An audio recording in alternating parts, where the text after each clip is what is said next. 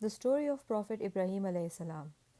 There is something really special about Ibrahim alayhi salam that you notice even before the miracles, even before the fire, and even before any of the extraordinary things that happened to him. What makes him special from the very beginning is that he thought, really deeply thought.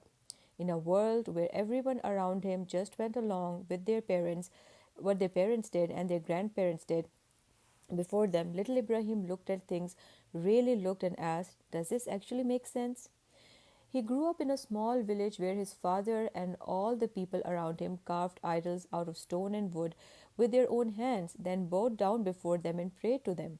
Ibrahim alayhi salam watched this as a boy, and something inside him couldn't settle. How can you make something with your own hands and call it your God? How can a thing you carved yesterday save you today? His father had no real answer, just this is what we've always done and this is what our fathers and forefathers did. So Ibrahim alayhi salam looked elsewhere.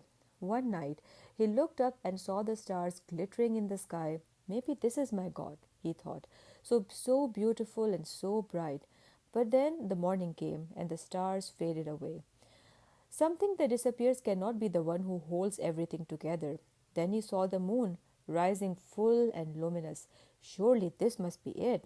But the moon too set before dawn, and in the day he turned towards the blazing sun, the most magnificent thing in the sky.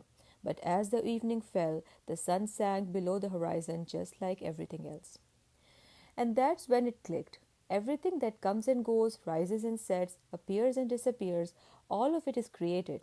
The real God must be the one who created all of this. The one who doesn't need to rise because he was never absent.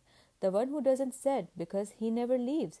Ibrahim alayhi salam found Allah not because someone told him to, but because he looked at the world with an honest heart and open mind. He went to his father and tried to share what he had understood. He said, Father, why do you worship these idols that you make with your own hands? They can't hear us, they can't help us, they can't do anything. His father had no answer that made sense, and rather to think about it, he got angry. Ibrahim alayhi salam knew words alone weren't going to change people who refused to use their minds. So one day, when the whole village went away for a trade fair, he slipped into the place where all the idols were kept. One by one, he broke them all except the largest one. That one he left standing, and he placed a stick that he had used to break the idols right in front of the big idol's hand. When the villagers returned and saw the destruction, they were furious. They called Ibrahim in and demanded who did this. Ibrahim, completely calm, pointed to the biggest idol. Why don't you ask him? He's holding the stick. The crowd went quiet for a moment. They knew perfectly well that the idol couldn't have done anything. It was just a stone. For one brief second, the truth flickered in the room. But then their pride took over. They weren't going to let a young man make them look foolish in front of the whole community, so they decided to punish him and make it public. Most terrifying way that they could think of, they would build a huge fire right in the center of the village and throw Ibrahim alayhi salam into it in front of everyone, a lesson for all who dare to challenge their ways. They built the fire so large that it is said that the birds couldn't fly over it without being scorched, and they then picked Ibrahim up and flung him in. And Ibrahim, in that moment, just before he was thrown, said the most beautiful words, Hasbi Allahu wa ni'mal wakil. O Allah, be enough for me in all my matters.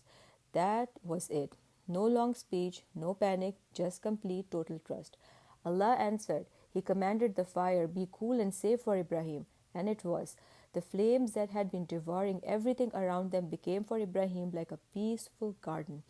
He walked out unhurt, not a single burn. The entire village had watched it happen with their own eyes, and still their hearts were too hardened to accept the truth.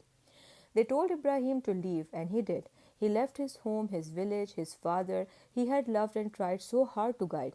He left everything for Allah, and Allah did not leave him alone for even a moment.